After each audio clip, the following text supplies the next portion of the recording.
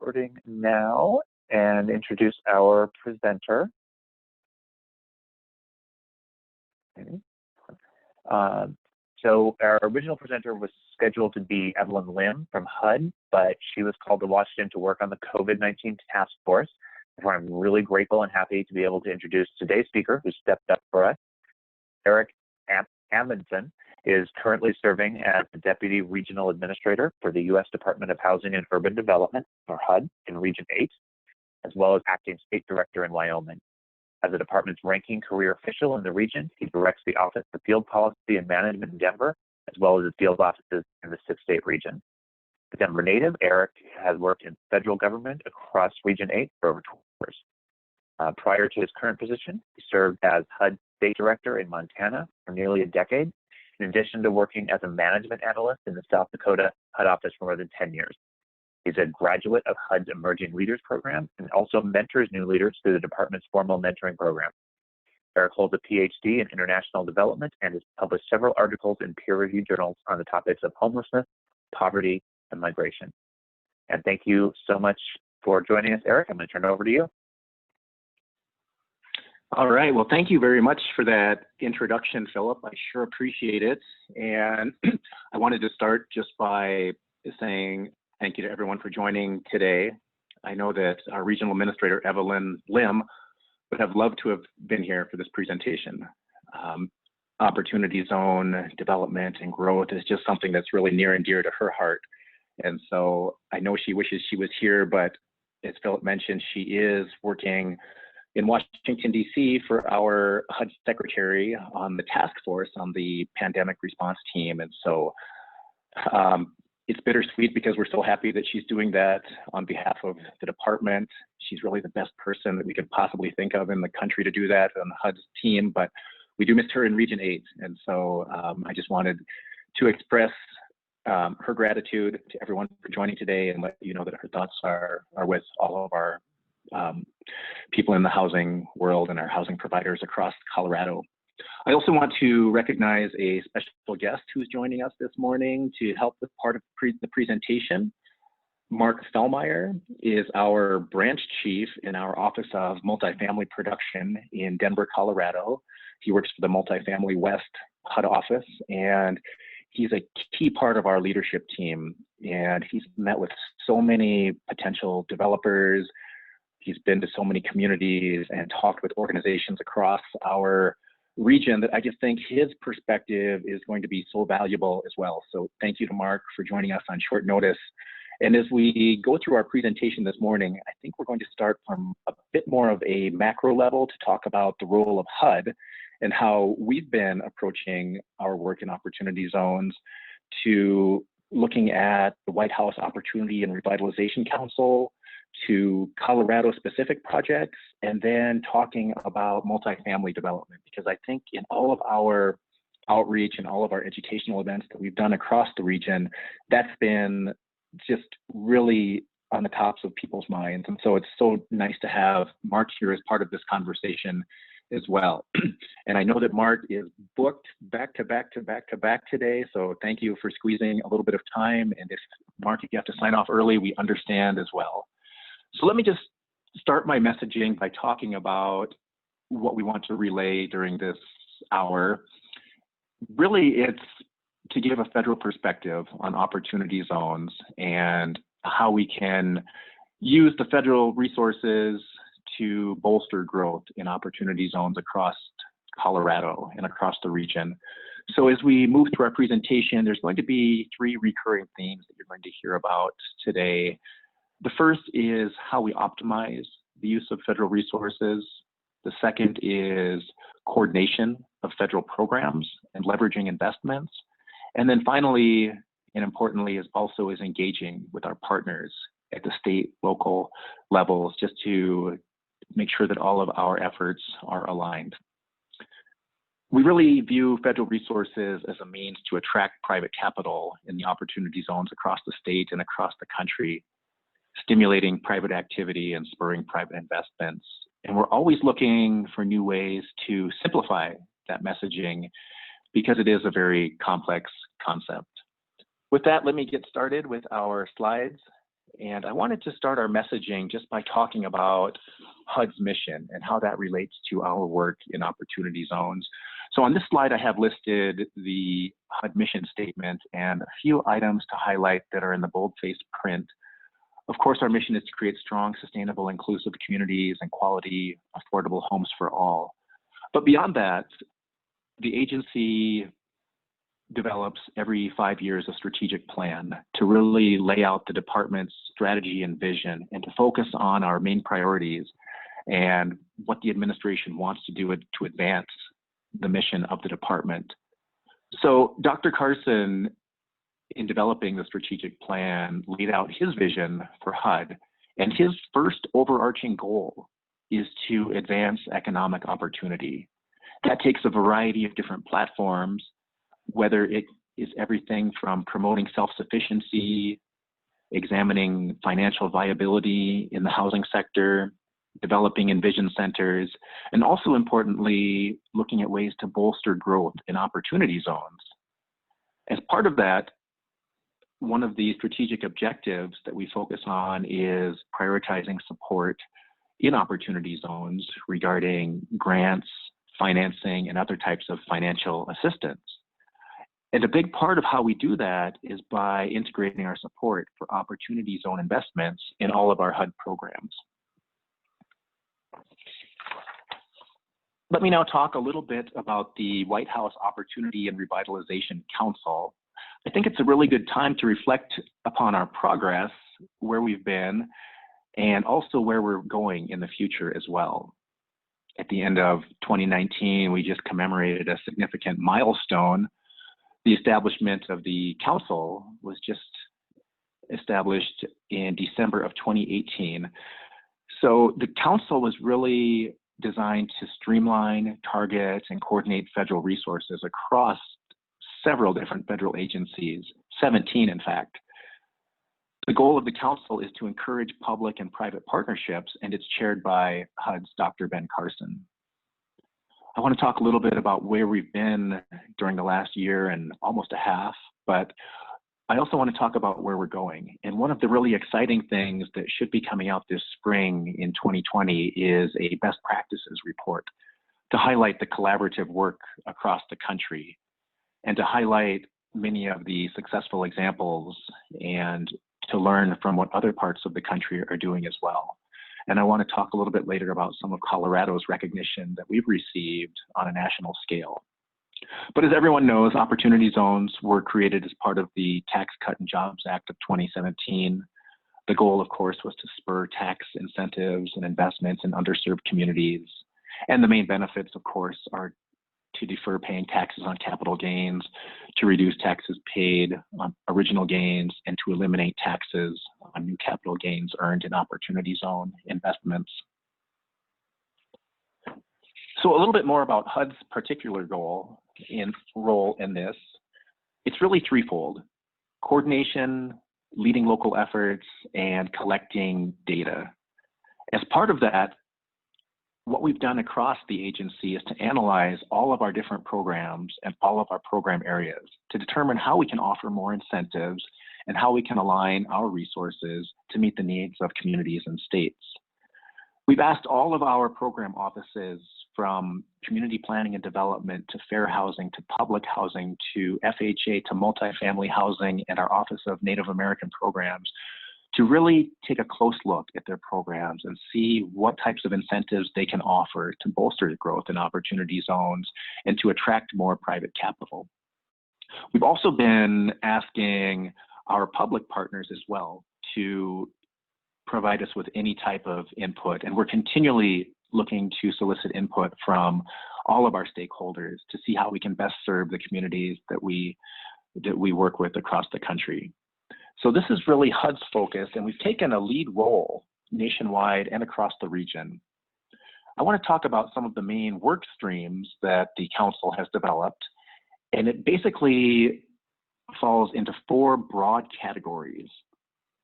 With this audience, I want to specifically focus on the housing component, though, which falls under the work stream known as economic development. Of course, the focus is on benefiting diverse targets diverse segments of the population by leveraging investments and supporting as much as we can. And Commerce has taken the lead on this, but in analyzing all of our HUD programs, there's almost a dozen different housing programs that are considered economic development types of programs. This ranges from self-help homeownership programs, our SHOP program, our multifamily programs, which Mark is going to talk about a little bit later, our competitive programs, such as our Main Street program, and we also offer technical assistance through our Distressed Cities program, our housing counseling programs, as well as our block grant programs, particularly on tribal lands. These all fall underneath the component of economic development. And you can also see listed here the supporting agencies as well. As we look at the second work stream, the focus moves away from housing. However, it is connected, and we have developed strong relationships with our partners at the other federal agencies, particularly the Small Business Administration. And we've done a lot of outreach across Region 8 with our SBA friends. Education and workforce development is another component that has a strong housing focus. You might not think of that at first, but with the department's commitment to self-sufficiency in education, it does make sense. So while education and labor have taken the lead on this, we do have several housing programs which fall underneath the housing and workforce development stream. And a couple of those are our Jobs Plus initiative and also our ROS program, Resident Opportunity Self-Sufficiency Program. When I mention these programs, we've taken a variety of approaches. Many of our competitive programs have now offered preference points for applicants who serve those in opportunity zones or who are based in opportunity zones. We've also been able to increase loan limits, to streamline applications, and to offer other incentives to reduce administrative burdens. And then finally, in our Safe Neighborhood programs, the Department of Justice has taken the lead nationwide. However, HUD does have a key role in this work stream as well, particularly focusing on our Healthy Homes grants and also our Tribal Healthy Homes as well. We've offered preference points to those entities who serve people living in opportunity zones throughout the country. In addition to all of these different work streams, an important focus for all of the federal partners is to look at ways that we can measure our success.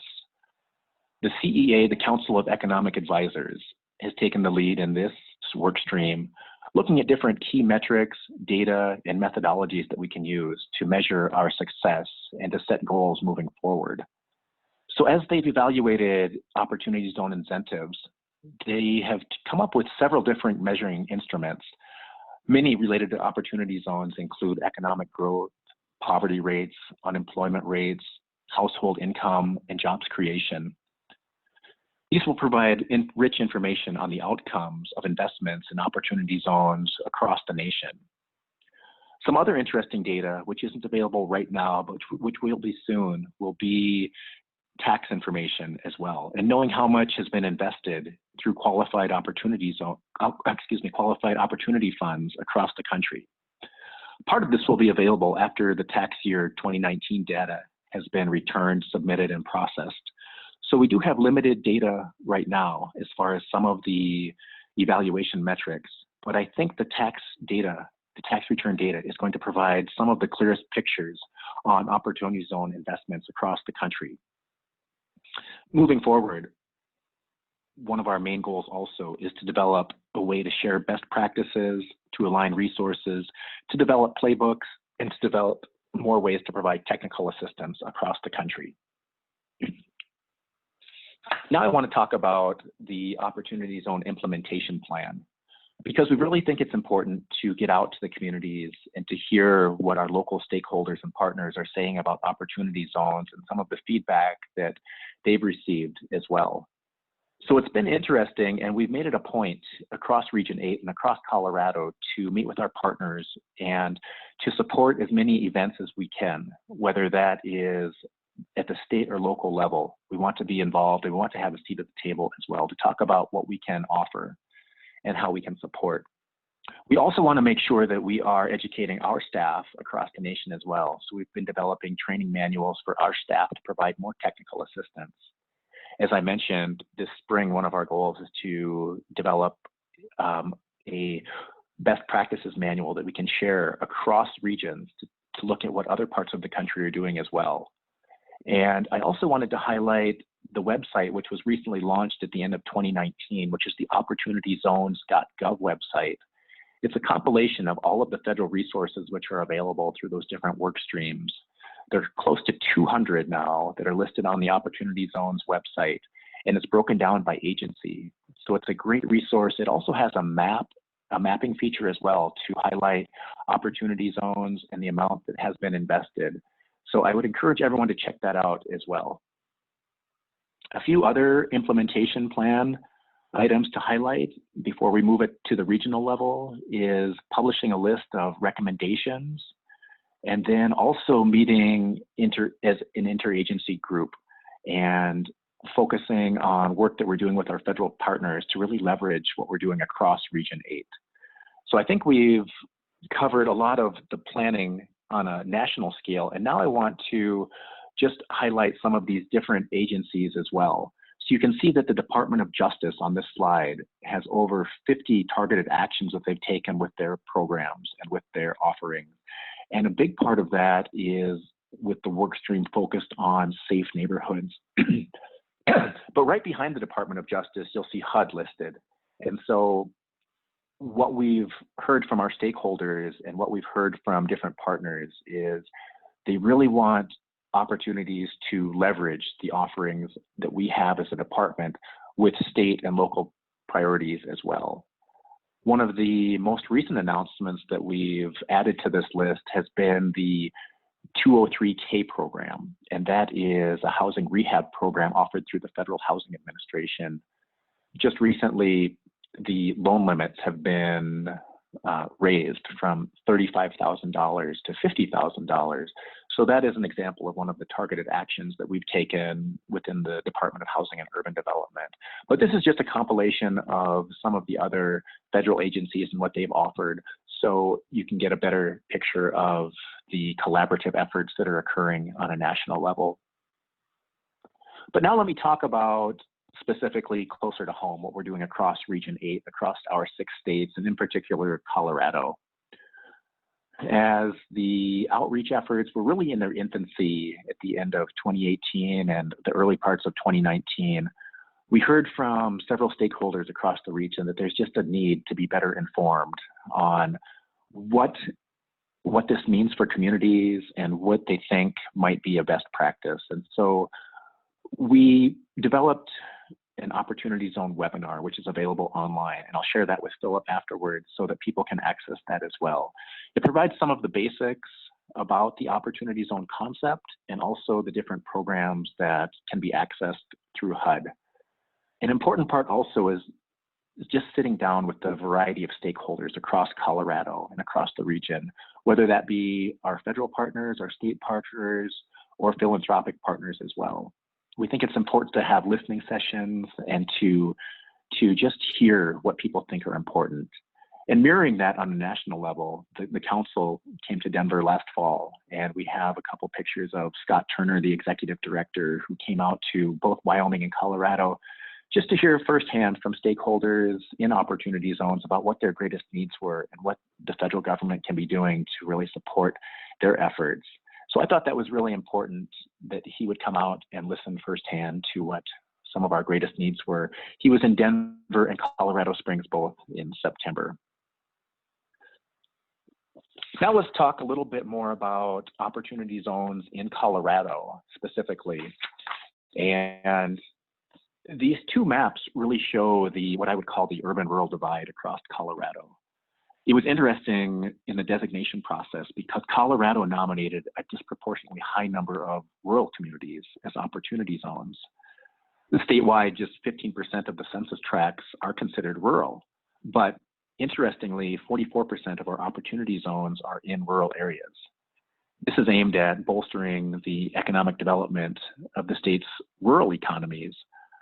Many of the Front Range communities, as everyone knows, have been magnets for growth during the last decades, but at the same time, several rural parts of the state have been experiencing declines. So I thought that was really important for the state to take that stance and to look at so many of the rural parts of the state. Statewide, yes. Eric, can I interrupt you for just a second? Yes. We have a question that came in the chat room that's probably relevant to the slide.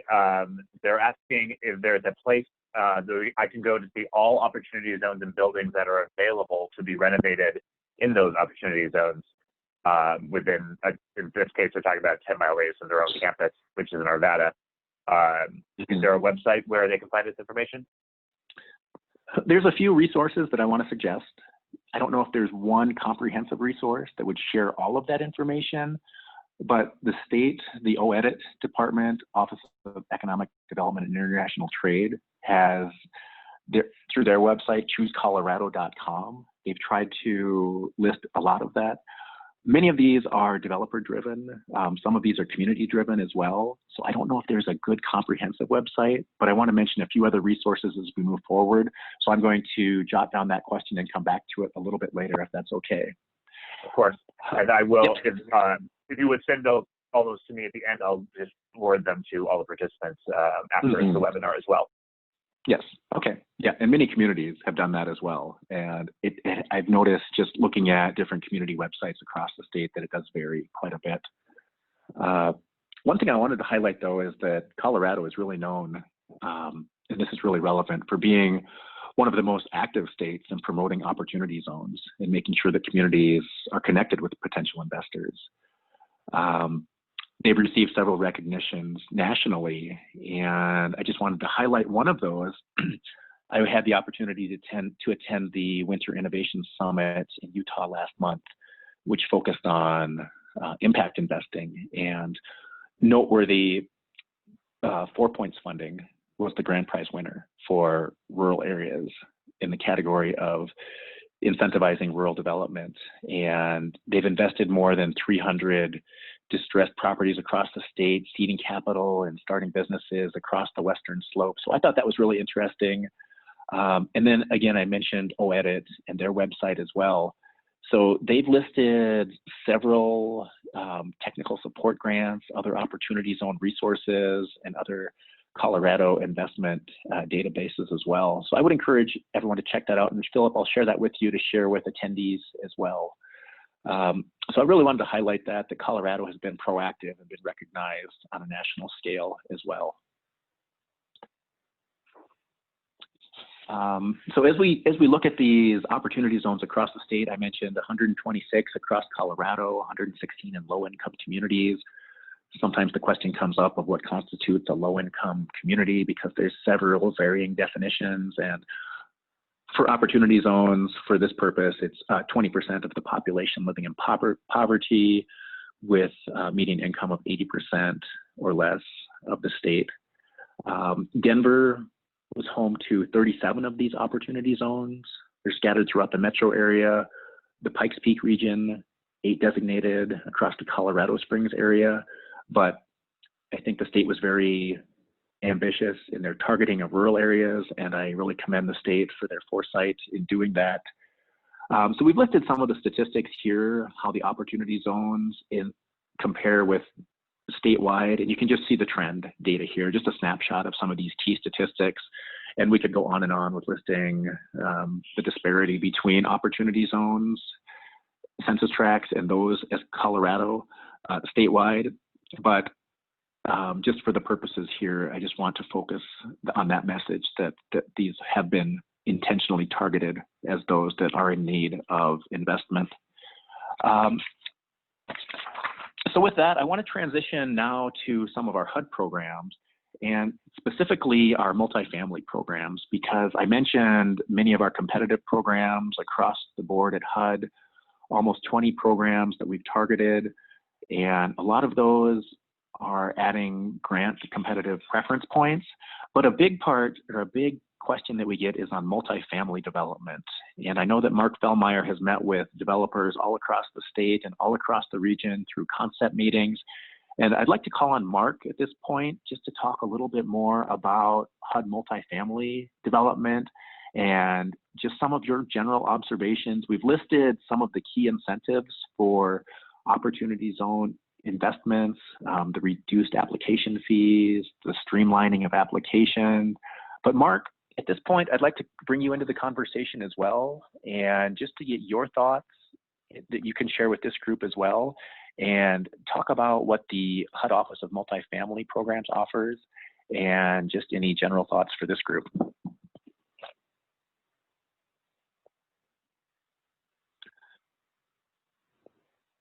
And Mark, you might be on mute right now.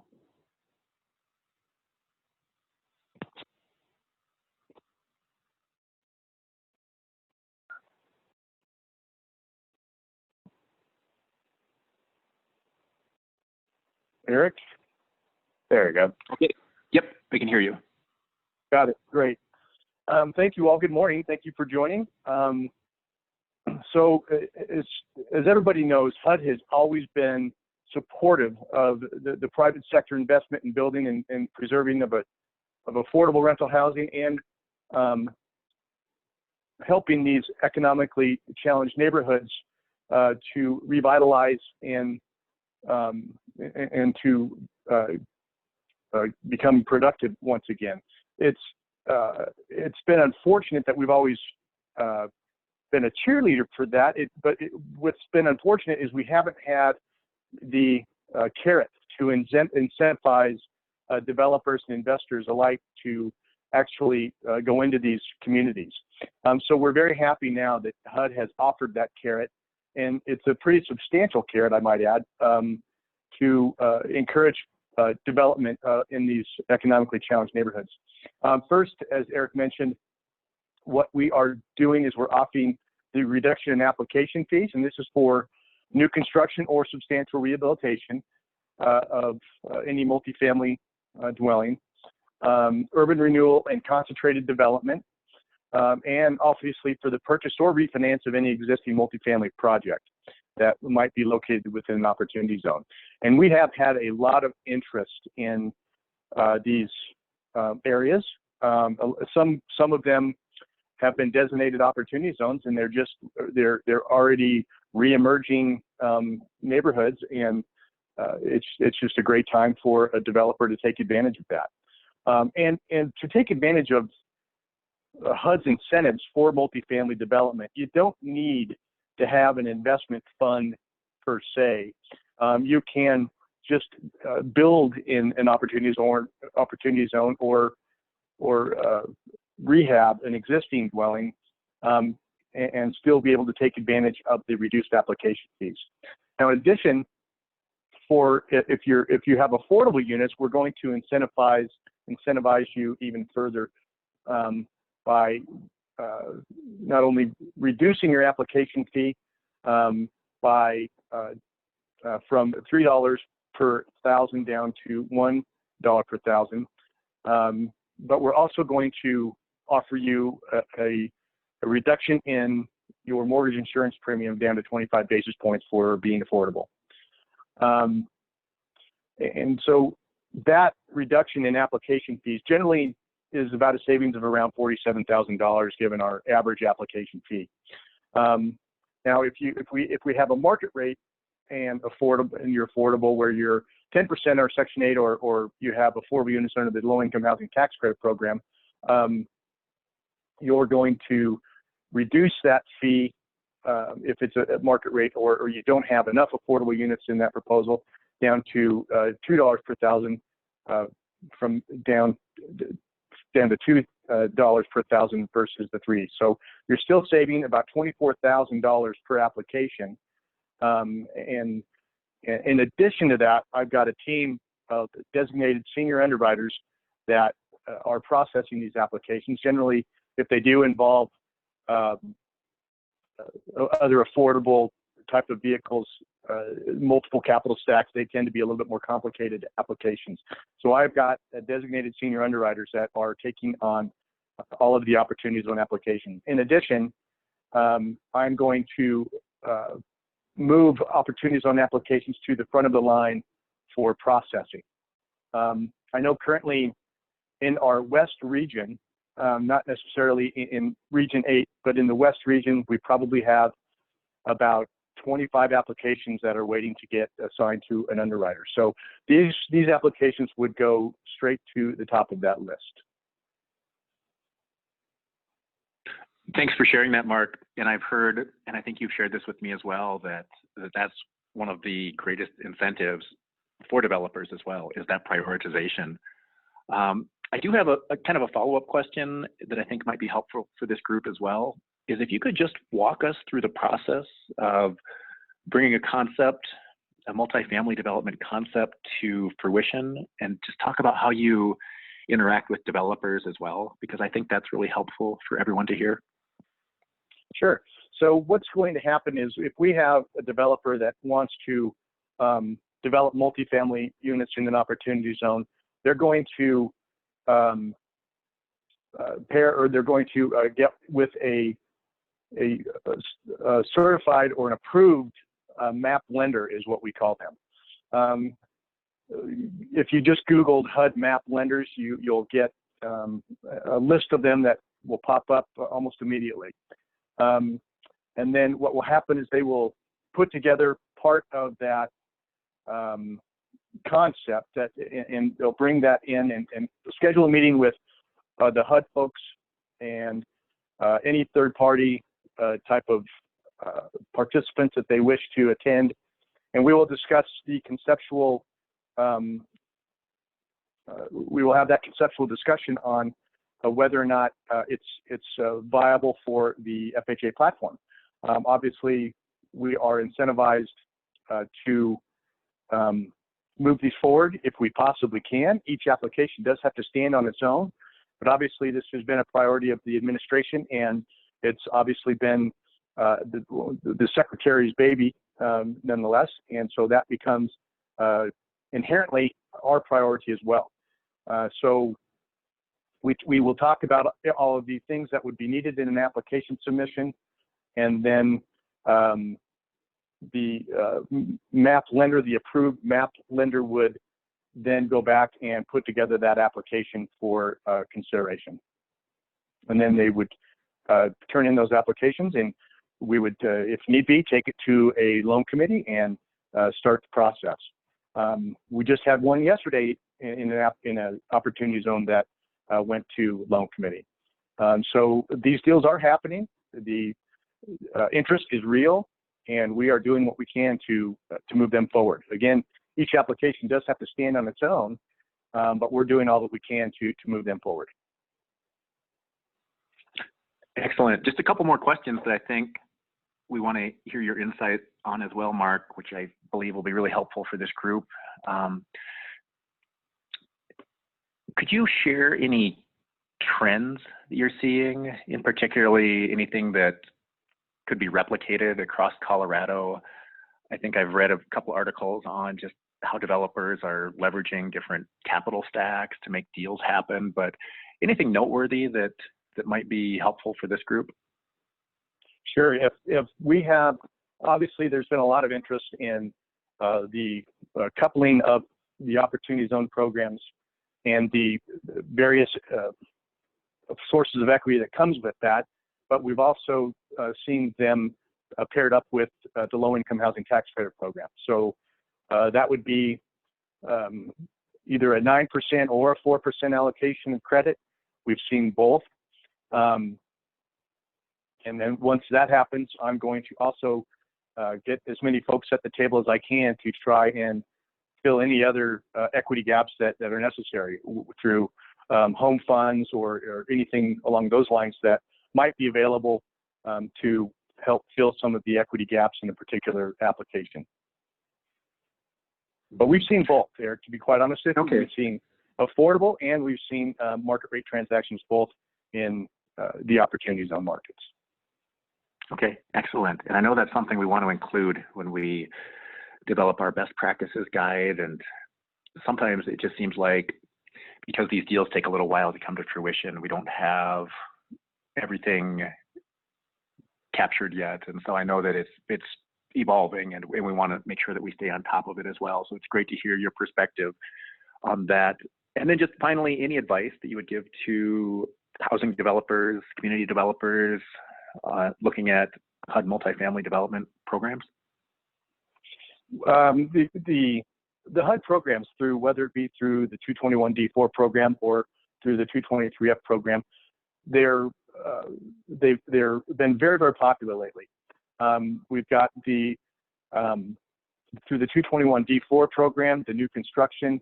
Once we get through an application, we issue what we call a firm commitment, and immediately that lender is able to go out and lock rate, and that's going to be the rate for a particular project through the duration of the 40-year amortization period or the 35-year amortization period on a refinance.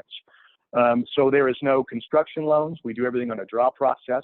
We have an initial closing that starts that draw process.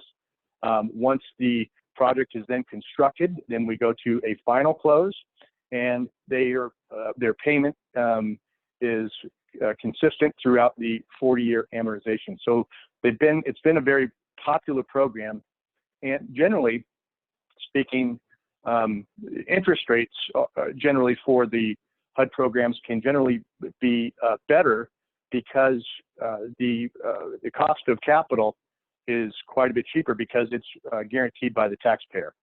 So the HUD is shouldering all the risk, and the taxpayer is shouldering all the risk, and therefore the cost of capital on the capital markets is quite a bit cheaper for lenders. Okay, excellent. Yeah, thank you for sharing that. We sure appreciate it. And Philip, this might be a good point to pause for just a minute, because I know Mark has another commitment at the top of the hour, and this might be a good chance, if anyone has any specific HUD multifamily development questions, to ask those. I actually do have some that are probably relevant to Mark that have already been checked in, so let me go through a few of them here. And some of them, I'm obviously not an expert, so I'm just going to read them and hope they make sense to you. Does a LIHTC project have to be funded through an opportunity zone fund to take advantage of the reduced application fees and streamlined underwriting?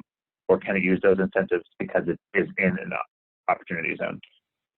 No, obviously affordable projects are near and dear to our heart. That's part of our mission. That's one of the reasons why we exist, is to promote those affordable transactions. But no, if someone has, and we've had quite a few developers that have land that might be within an opportunity zone that have taken advantage of the reduced application fees. That if we're developing in an opportunity zone, regardless of whether it's market rate or affordable, they're going to have the luxuries of taking advantage of the incentives that HUD has put forth. Great. And that actually answers, I think, a couple of different questions that I have here.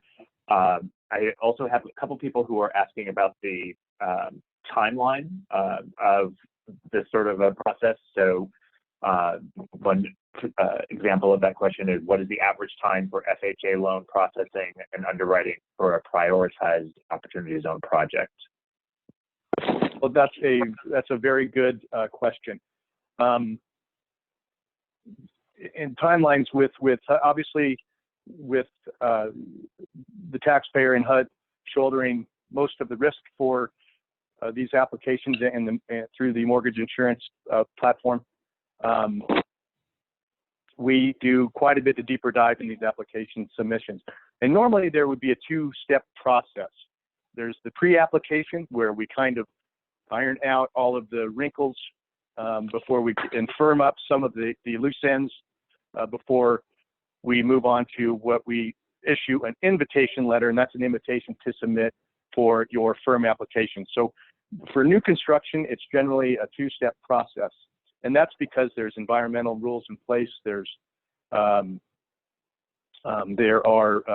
the SHPO and THPO, which would be the State Historic Preservation and the tribe notifications that need to be done, and we take care of all of those usually as far as we can get them through the pre-application process. And so on a new construction, we have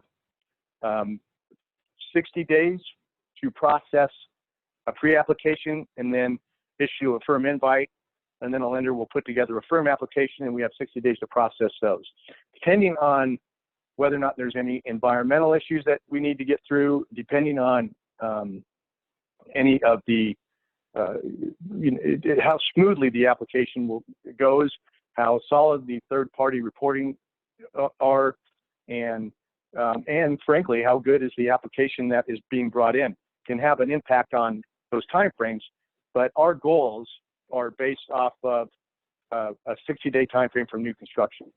Excuse me. On a refinance application, most of the time really is going to be shouldered by the lender in putting together this application, putting together all of the third-party reporting reports that are required in an application submission, such as appraisals and phase ones and market studies and things along those lines. So most of that time is going to be before it even gets to me. And then once on a refinance application, they turn that in. Once it gets put into processing, generally 45 days for the completion of that application is the time frame that Washington has given me that as a goal to meet. And again, that would obviously be in a perfect world and with a very good application that has been submitted. But 45 days on a refinance.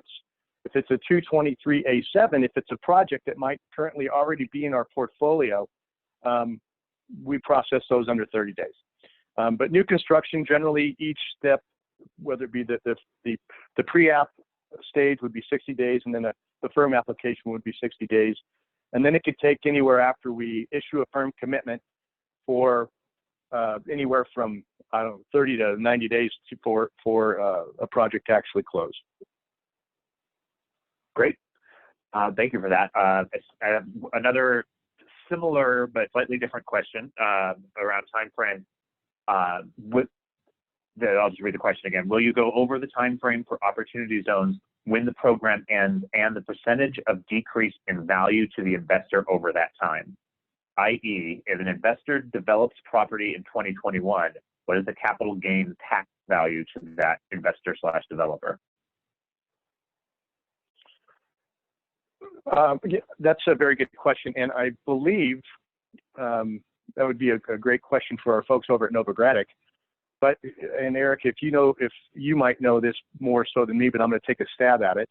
I believe that those investors, the capital gains that a developer might see on a particular project, I believe they're able to defer those. And then if the investors, if they have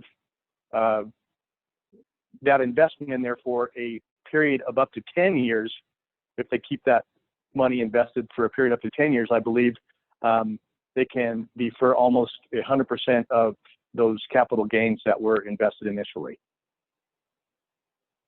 Okay, thank you. Just scanning through questions here. How much does team experience in direct multifamily development or investment figure into getting an application approved? That's another very good question. Experience is very important to us. If a particular loan, especially if we hit the $25 million threshold, then the experience component has to be pretty substantial. We often have had folks come in that have land in an opportunity zone, and we had one example, and I'll use this example because it's in Idaho, but the gentleman he had opportunity stuff land in an opportunity zone that happened to be a wood processing plant, and he wanted to build affordable housing, and he had no experience. That application did run into some trouble. Like I mentioned early on, these applications do have to stand on their own, and experience is an important part of that component. Now, if a good map lender, what they will do is they will partner the individual who owns that wants to develop in that opportunity zone. They'll partner them with someone who does have that experience to mitigate that particular risk. And generally, even if you're outside of an opportunity zone, that's how a lot of newer developers get that first bite at the apple, is they have to really partner with someone who meets that experience requirement. Right, thank you. Another question, are there any additional incentives in opportunity zones for housing homeless populations or permanent supportive housing? That might be more of a question for Eric. Mm-hmm. Yeah, that's a good question.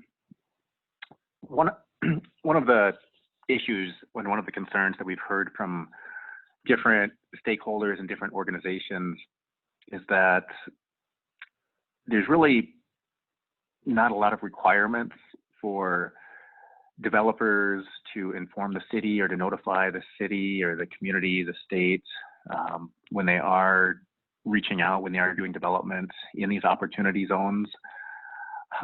We've encouraged all of our entitlement communities, our CPD programs, to really focus on this with their consolidated planning process. We require block grant recipients to solicit public input on the use of their funding and how that meets the community needs. And so as part of the consolidating planning process, we always highlight the different funding opportunities that are available through HUD in opportunity zones. Our biggest incentive right now, though, is just adding preference points right now for some of these competitive programs. So that's really what we see on our grant-funded side, whereas on the multifamily development side, there are other types of incentives. But for the time being, it's just right now is what we hear is that the preference points in our competitive applications are the biggest incentive. Okay, great. There are a couple more questions, but they are, I think, more for you, Eric, than for Mark. So I want to make sure we prioritize those. So if you want to continue, we can save some of these other questions for later in. Okay, excellent. Well, Mark, thank you so much for sharing your insight. I think it's just so valuable for everybody to hear what you are experiencing and just some of your interactions with different communities and developers. And on a side note, Mark and I were just on a panel presentation last month in Cheyenne, and we were talking about opportunity zone development in rural communities. The panel had a rural focus, and we actually highlighted the community of Fort Morgan because they had developed housing, or that's in the process right now with their Centerpoint Plaza project, and it's a mixed-use project of workforce housing, just different types of public and private partnerships. And the community has really driven the conversation, particularly through their economic development office. But the city has been very proactive. They've actually invested in infrastructure. They've made it a focus to reduce as many regulatory barriers as they can, whether that was anything from reducing fees, looking at building permit issues or tax incentives. And so, Mark, that was one of my takeaways from our panel presentation, was that there's just so many things that communities can be doing also to offer incentives. Have you noticed that also with some of the? Yeah. Okay. And I'm curious Very if you had good point, you might share. Glad you brought that up.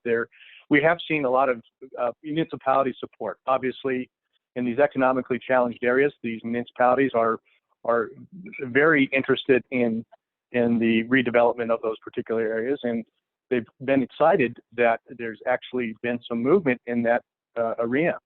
So once they find out that they've got someone who's serious, that they've engaged HUD, they've engaged other equity sources, if that's the case, or if it's a market rate developer, they're obviously excited about that tax base, and they're going to incentivize developers to do whatever they can to help them. And part of what we've seen is cities that have waived tax or tap fees, for instance, for developers. I know in certain areas we've seen where they've offered, and I hope I say this right, GIFLETs for tax incentives for a period of up to 10 years, where they can abate their real estate taxes for a period of up to 10 years. So we've seen a lot of interesting and exciting quirks that these municipalities have been doing to encourage this development. Excellent, excellent. Yeah, I was really impressed with what had been done in Fort Morgan, and I know you've seen that throughout the West region as well. I just had a couple of other multifamily slides, and Mark, these aren't really anything I don't believe that you deal with in development, but I just wanted to mention just the elderly, the supportive housing for the elderly, our 202 program, preference points as well, and then also mortgage insurance, the Section 220 program. And just in your final minute or two with us, Mark, is there anything to share with our group on these? Yeah, we do both. So the first round of the 202 grant allocations has been gone through, and currently I have one of my senior underwriters in the Denver office that is actually handling all of those applications that we've received, or the ones that have been granted for the West region. The round two of those NOFA allocations are in process now as well. So they're accepting applications for new grant sources for the 202 programs. In the 220 programs, we generally haven't had a lot of opportunity to be involved with those, although because generally they're going to go with the 221 D4 program. But some of the important features about the 220 program is that you can increase your affordable your loan limits. So your oh gosh, what's the word I'm looking for? If they're you can generally increase your high cost factor. I think that's the word I was looking for. So there's certain high cost factors, and generally with those 220 programs, you can go above what is restricted under the 221 D4 program, and the allowance for commercial space is greater, and you can use more of your commercial space income for purposes of underwriting for your NOI. So that's really why the 220 program has been an incentive to do that type of construction in those particular urban renewal areas. Mm-hmm. Okay. Excellent. Yeah, again, thanks so much for sharing your insight with us, Mark. And I know you have to sign off right now, but Philip, in the last minute, before Mark leaves, is there any other additional multifamily development questions? No, the only other question, which you could probably answer, I got is for clarification. They asked for Mark's full name, and is he with Denver West or Metro West Housing? Mark. My name again is Mark Fellmeyer. F as in Frank, E-I-L, M as in Mary, E-I-E-R. I am available to answer anybody's questions. I am the branch chief out of the Denver satellite office is where you'll find me for the West region. And out of the West region, there's 14 states, 8 of which we are charged with overseeing out of the Denver office. Thank you. And I will just stick in a programming note here. We are approaching the top of the hour, and I know a lot of folks are going to have to jump off.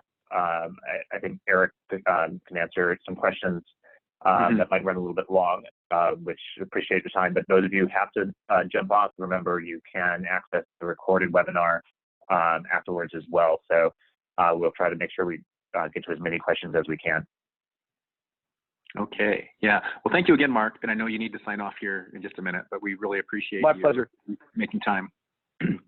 Yeah, happy to help. If anybody has any questions, feel free to reach out to me directly. I'm for multifamily type of production questions. I'm more than happy to answer those for you. And Mark, if you'll, or I can get from Eric, if you don't mind, I can send out your contact information in the after webinar email that I send out. So we can get Perfect. That to people too. Thank you. Great. Thank you. Take care. Okay, thanks. And then I just have a couple of additional slides, but I want to save as much time as I can for any types of questions as well. And it's basically just some resource information and contact information. And this is included with the PowerPoint presentation that Philip shared with everybody. So I want to make sure that everyone has this and my contact information as well. I just wanted to conclude my remarks with just one real important success story, and that is a program which really parallels our multifamily development program, and that is our Office of Healthcare Programs. Just last month, the first community hospital in the country in an opportunity zone was funded through our Federal Housing Administration in an opportunity zone. So HUD does provide insurance for hospitals as well. And many of the programs through the healthcare office mirror our multifamily development programs. And that was just announced last month in Grand Junction. It's actually through the HUD 242 program. But the biggest incentives, again, very similar to multifamily development, were the reduction of application fees and reduction of commitment fees as well. So they really align closely, and I thought that was a big accomplishment for the state of Colorado. And it just shows how we have so many progressive organizations across the state, so many community partners that have really taken the lead on this and are recognized on a national scale. And so I just wanted to conclude my comments by giving a shout out to the Grand Junction area and just all the work that they've done to make this happen. So Philip, I want to pause right there, and I left on the last slide my contact information as well. I can stick around for a few minutes for any additional follow-up questions as well, or available by email, and we can get those questions routed to our subject matter experts as well. But let me pause right now, Philip, and are there other questions in the chat? Yeah, there are just a couple, and I'll try to get to all of them. Sorry, I lost my place. It's time for where I put that one.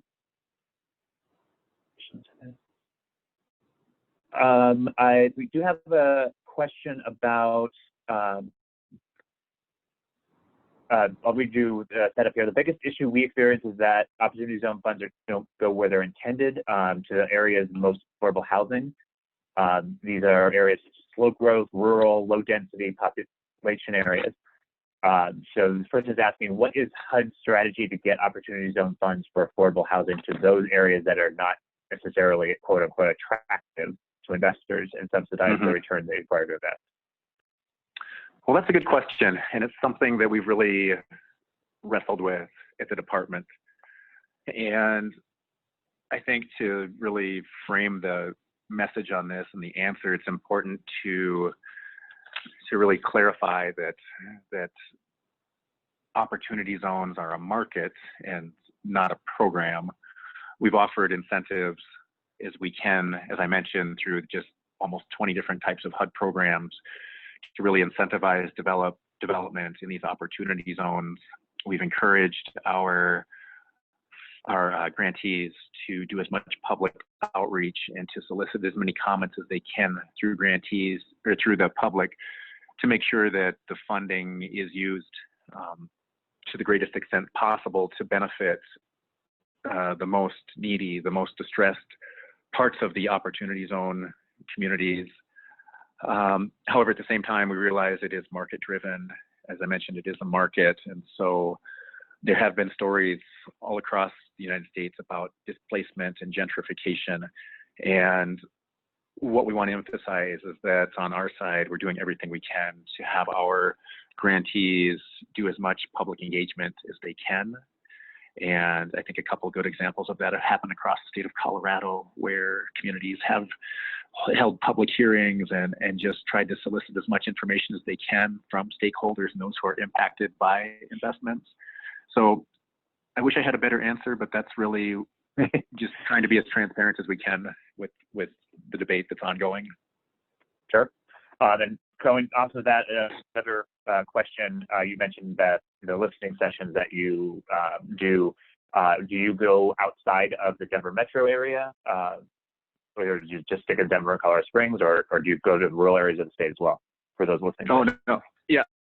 Yeah, a great question. And I know that Regional Administrator Lim loves to say that we really try to put the rural in HUD, housing and urban development, because that's a focus for us, for both Evelyn and for me. And the rural communities have a special place in my heart as well, having lived in both Montana and South Dakota for the last 20 years. So we want to make sure that rural areas are building their capacity as much as possible. So we've actually made it a focus for us, and we've provided that direction across all of our program areas in Colorado, that we want to do more in the rural communities, whether that's listening sessions or roundtables or any type of stakeholder engagement. So we are focused, we are based in Denver, but our focus is statewide. Great. So I combined a couple of questions, but I believe I've hit every topic. So unless anybody has any other direct questions, I think we're running into the end of our time here. Thank you all for hanging out with us. I do have a couple of questions that were asked about online resources. Eric has a slide in the deck that has some online resources, and I'll make sure that I collect all of those and send them out, as opposed to just trying to read them out to you here anyway. Probably wouldn't be as useful. So we'll send out some links with the follow-up email either later today or tomorrow. And so I just wanted to again thank Eric for your time. We really appreciate it. We really appreciate you jumping in. We've had to all be flexible on this, and we look forward to seeing everybody again in our next webinar, which is on the census. Thanks, everybody. Thank you. Bye. I'm going to end the recording and the webinar now. Thanks.